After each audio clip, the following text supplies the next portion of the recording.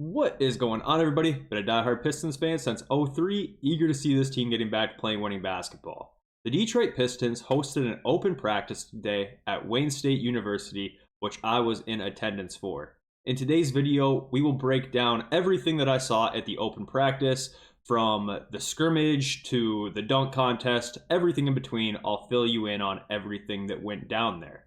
So, to kick things off, right once we first got there, the Pistons came out and just kind of went through some light layup lines, warm-ups, a couple empty sets with no defense, just to kind of get loosened up. So that was the first 15 minutes or so of the practice. Nothing too strange or out of the ordinary there, but it was pretty cool as I was very close to the floor, so I was able to get a pretty close-up view on how everybody was looking heading into the season. Before they got into the scrimmaging, JB Bickerstaff took the floor, had some words of encouragement, kind of talked about the history of the franchise, a couple things like that, thanked everybody for coming out, and then they got straight into the blue versus gray scrimmage. So right once they kind of took the floor, the first thing that I noticed was the starting lineup that is the blue squad, presumably. Now, a couple things to note here. Tobias was in attendance, but not practicing. He just had sweats on and kind of did a couple warm-ups, but didn't hop in the scrimmage or anything like that. Sasser, of course, still hasn't been cleared for the actual basketball activities, 5v5, so he wasn't playing. And for whatever reason, Klitman wasn't playing either. But with those guys out, they went with a pretty strange unit for the first five that kind of did surprise me a little bit. And that was Cade with Ivy, along with Tim Hardaway Jr., Malik Beasley, and Jalen Duren.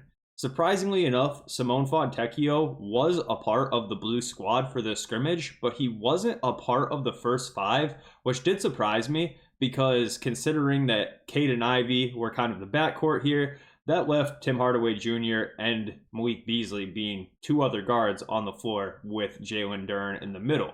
So just kind of took me by surprise that Simone Fontecchio was not a part of this first unit. But obviously, without Tobias out there, with Sasser being unavailable as well, definitely don't want to write home about this as a starting lineup. But it was a bit surprising that this lineup did include those two guards as the 3 and 4 rather than Simone. So a couple takeaways from watching the scrimmage. As you guys just saw, Ivy hit a 3 there. Ivy looks really good. It looks like he's put on a little bit of strength in the summer. From the last time I saw him in person, he looks a little bit less wiry and a little bit more filled out, which kind of sometimes happens naturally when you're in your early 20s anyways. But Jaden Ivy looked really good, knocked down a couple shots, got to the rim a couple times. Overall, seemed like one of the kind of standout players from the scrimmage. So outside of Ivy, another thing that I kind of took notice of was the fact that Marcus Sasser was the lead guard for the gray unit for practically the entirety of the scrimmage. Now, I know a lot of us have had conversations over the summer about who the backup point guard would be, what Marcus Sasser's role would be within the team, but just judging off of the scrimmage, it did look like that Bickerstaff was pretty comfortable with him being the lead guard, alongside other players with the bench like Ron Holland and Wendell Moore, who did handle some ball handling opportunities, but overall it was mostly Sasser initiating for that unit. So the scrimmage was really fun to watch. It was pretty awesome to be as close to the floor as I was to be able to see these guys in action. Like I mentioned, Ivy and Sasser kind of stood out a little bit to me, and Ron Holland did as well. Now, we know Ron Holland is very athletic, but seeing it in person was a little bit eye-opening. He's just really bouncy, and there was a couple times where he drove into the paint, and it just looked like it was effortless for him. Towards the end of the very kind of first quarter / half that they played, Holland also made a buzzer beater 3 that was great to see. I know a lot of us have questions about his jump shot ability, but in person, his mechanics don't look broken whatsoever, and he was able to knock down that 3-point attempt at the buzzer. So overall, was pretty cool to watch this. They didn't scrimmage for all that long. I'm not exactly sure. I think the first kind of half or quarter they played was 10 minutes, and I don't remember exactly, but it felt like the second quarter or half might have even been shorter than that. And at that point, they started to cycle in some of these guys who are on camp deals, some of these guys who are on Exhibit 10s, etc., some of the two-way guys, just kind of got everybody in the mix for the players that were available today.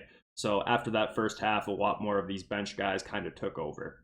So the blue unit seemed to be the starting unit for now, even though it didn't include Fontecchio. Of course, Tobias didn't play, so who knows? Maybe that's the unit we get tomorrow for the preseason opener. It's really, really hard to say. But they did also include some other guys with the blue team that was the presumed starters, including Fontecchio off the bench, which was a little bit weird that he wasn't a part of the first five, but he was on that team regardless, and a couple other of the dudes like Paul Reed and some of the camp guys.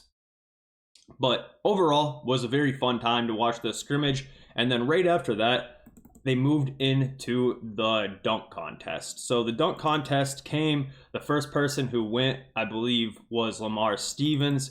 And then that's when I was going to the bathroom. So on my way back, you can see I kind of was at the top in a different spot of the arena now. And I saw Ron Holland throw down this really nice windmill. After Ron Holland threw down that windmill, Jalen Duren came through and did an East Bay dunk. Really fun stuff here. He tried to do it off of a standstill right under the hoop a couple times, missed a couple of those attempts.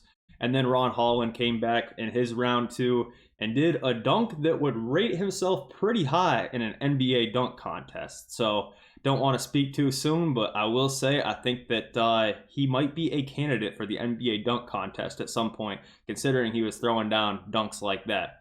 Right after that, Marcus Sasser threw an off the side of the backboard alley-oop to Dennis Jenkins, who did a 360, and that was incredible, but I didn't get that on camera myself, but he ended up winning it. Dennis Jenkins, I guess they just went off a crowd hype, but they gave it to him.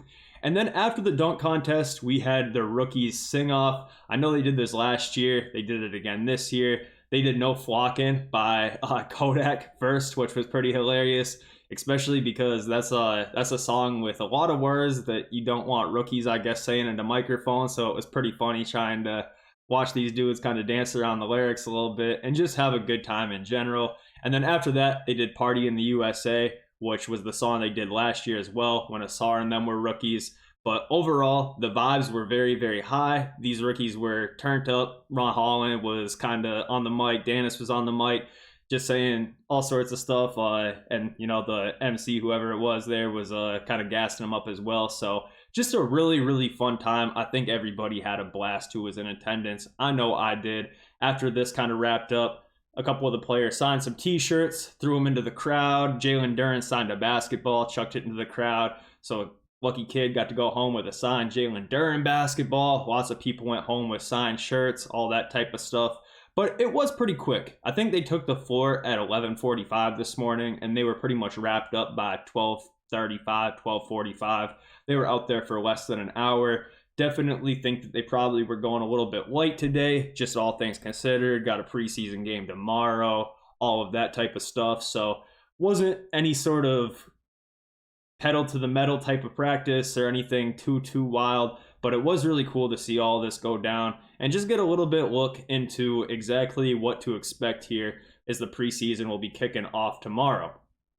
Lots of the other beat reporters were there, a couple other YouTubers were there, etc. So I'd imagine that if you guys look on the internet, you'll be able to find footage probably from people who had a better angle of the court than I did, even though mine didn't turn out too bad considering that I was just in the general admission stands using an iPhone. But I know there were people there who had professional cameras and that type of stuff with courtside views. So if you're looking for more footage of the open practice, I would imagine it's out there. I would just tap in with a couple of the other Pistons related content hubs online. So yeah, was a super fun time. Was happy I was able to go to this. It was totally free tickets, free admission, free parking. Can't beat that. Had a really, really fun time myself. Looking forward to getting over to Detroit to catch some more games and everything this year. This is going to be my first year in my life, really, living on the east side of the state. So it's pretty easy for me to get over there. And yeah, it was a great day. Let me know what y'all think. I'll catch up with y'all soon.